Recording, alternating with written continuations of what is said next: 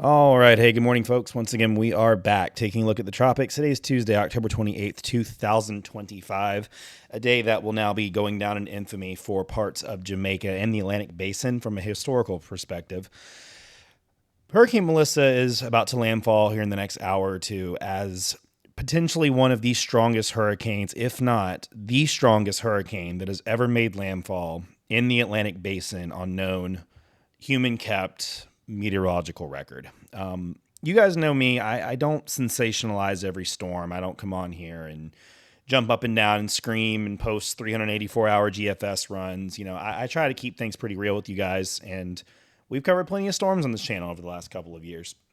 And I thought, after 2020 and Ian and Dorian and some of these other ones we've gone through, I thought, we've probably seen it about all, but what we're witnessing here this morning is just gut-wrenching. So this is Hurricane Melissa, just about an hour or two again from landfall. The satellite presentation of Melissa remains about as good as you will ever see a hurricane or a typhoon anywhere on Earth.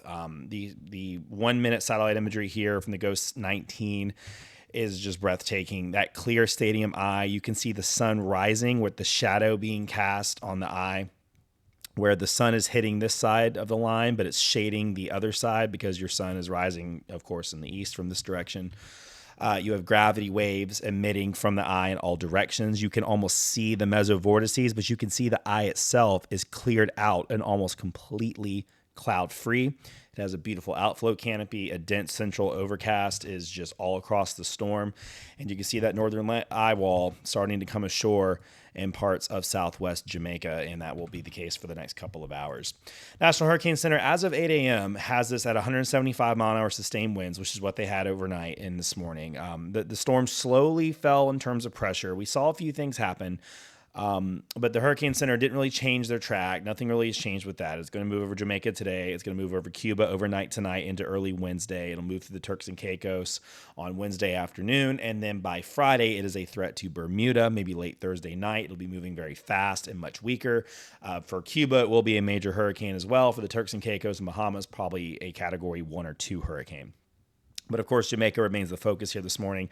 Those maximum sustained winds of 175 miles an hour probably aren't even quite the maximum winds. I think this probably will be 180 or 185 at landfall when they get this new Hurricane Hunter data. So we'll talk through a few more things because at this point, it's just kind of record keeping and seeing what's going on. So I want to start with the water vapor satellite here over on Cyclonic Wicks and kind of show you guys what really happened overnight. So I think what happened is as Melissa began to turn, she basically came up overnight and then last night, of course, and then she made this turn this morning. You see this powerful upper trough moving into parts of Florida and into the northern part of the Caribbean. This is what is ejecting Melissa and turning her back to the north over Jamaica. And this, I believe, is when the storm went to start to try to do an eye wall replacement cycle. But then we saw a triconal sort of wobble from the storm, which is already past this time frame. But then the storm actually grew a little bit in size, and the eye actually grew larger. If you watch really carefully on the satellite image right here, you can see the eye, and if I skip it forward, you see how the eye see how the CDO kind of bursts out, that dark green kind of contracted for a minute, but then see that secondary burst, and the eye almost gets a little bit bigger.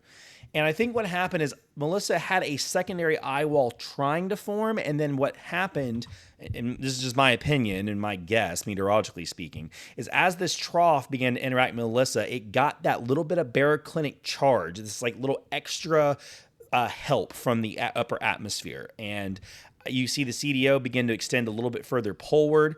And I think when that happened, this canceled out that eye wall replacement and sort of merged those eyes together and just kind of kicked that storm up to like a final, just maximum intensity. So not only did Melissa not weaken as we might have hoped in the eye wall replacement cycle, at least maybe taking the very top off this hurricane in terms of the extreme intensity, it actually had the opposite effect and could have even supercharged it. So the current Hurricane Hunter aircraft is in there, and they are actually flying around the eye. And I'm going to be 100% honest with you guys. I'm not 100% sure what they're doing. I know they're using some of their data collection assets to gather. It looks like they're doing this on purpose.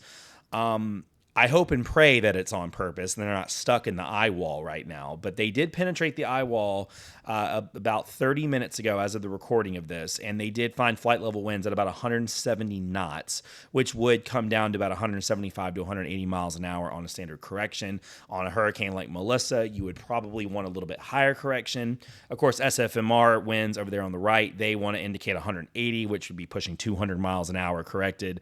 But SFMR is unreliable and very, very powerful hurricanes like Melissa, so we can't really go off that. But if the big kind of money shot right now is the pressure readings they are getting as the aircraft circles. Now, we don't have a drop signed, I don't believe, right this minute. I can look again. We'll refresh it here on Tropical Tidbits, but of course these servers, they get kind of punished. I'm really hoping that they're okay and they're doing this on purpose, but I don't believe we have a drop sign in the eye. But if we go off these pressures, why I led the intro with that is they are finding pressures in this circle as low as 894 millibars, or 893 on a couple of those stamps. You see an 893 here, you see an 894 here. Well, that means your central pressure is probably the lowest somewhere in between, which could be 892, 891, 890 in that range, meaning that if Melissa is able to get to 892, it would tie the Labor Day hurricane of 35 as the most intense hurricane by pressure to ever landfall in the known record of the Atlantic Basin. And that pressure relationship is actually a bit more reliable because pretty much everybody had barometers in their houses, even back in the 1930s or even late 1800s. So intensity sometimes is a better gauge than wind speed, even though there is a pressure-wind relationship that isn't always one-to-one. 900 in one storm may not be 900 in another storm when you're talking about winds. Same neighborhood, of course, but you could have a difference depending on the size of the hurricane. But pressure is something we have a little bit better records of.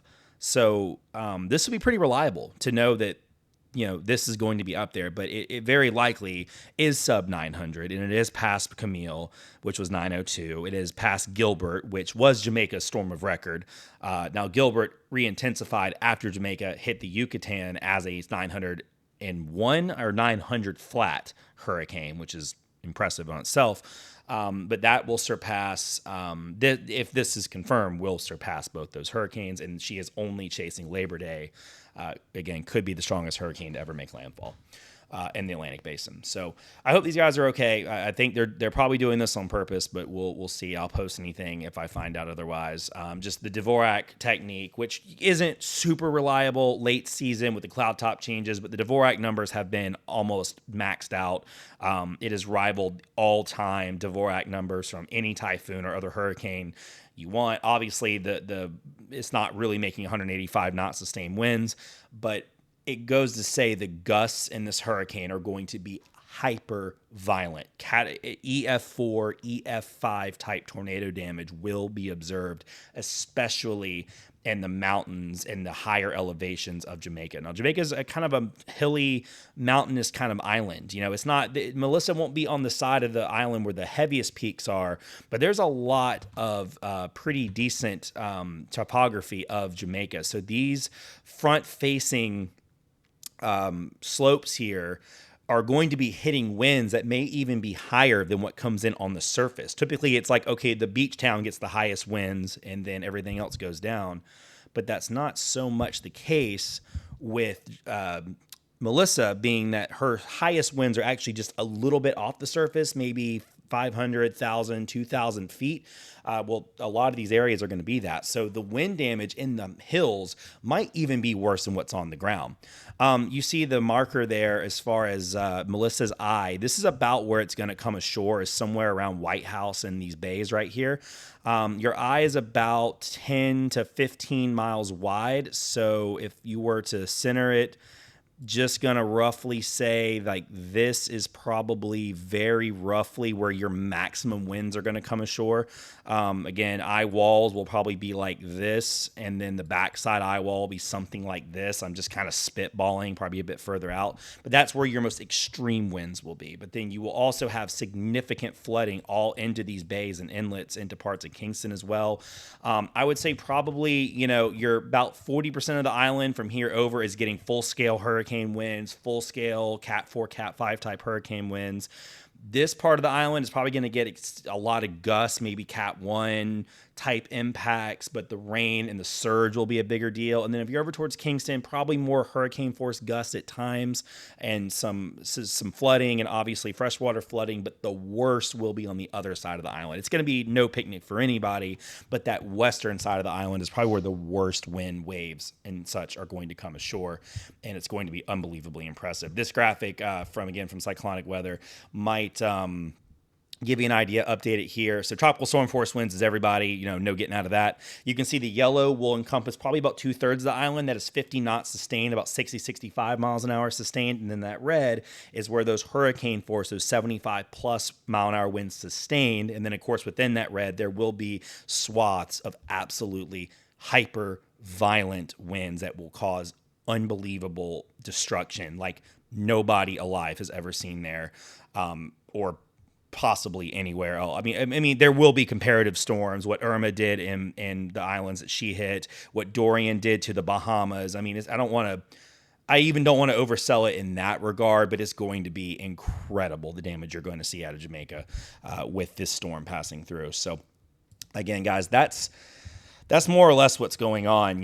That's the current Hurricane Center forecast cone. So again, going to jump over Jamaica this afternoon. It will be in the strait between Jamaica and Cuba. The hilly wind will take some of the storm's spunk out, but it will be still a major hurricane, probably category 3 or 4 as it moves into Cuba on overnight tonight. And then it will move to the Turks and Caicos as probably a Cat 2, Cat 1. And then as it gets out, Bermuda will probably get a hurricane watch today and could see hurricane impacts, very likely hurricane impacts on Friday, especially given the fact that the storm will be racing to the north, probably at 30-something miles an hour. But again, folks, history made today. I'll refresh the recon one more time, see if they've made it out. Okay, it looks like they are trying to move out. I don't know if they have yet. But we'll see. They may also be doing drone work. I just remember they might be doing a drone drop. So that could be it. So, again, not sure. We'll have updates if something is not right, but that's the latest I have for you on that. And again, folks, a absolutely historic hurricane moving ashore today.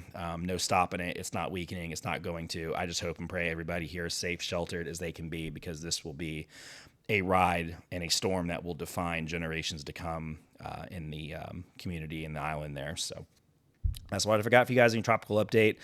We won't have another video, Melissa, most likely. Once it's past Jamaica, it's going to move through and move out pretty fast. And anything else tropical this year, if it comes up, we'll have a video if it's somewhat of a threat. Otherwise, we'll have all the updates daily on the page. So we got for you guys today.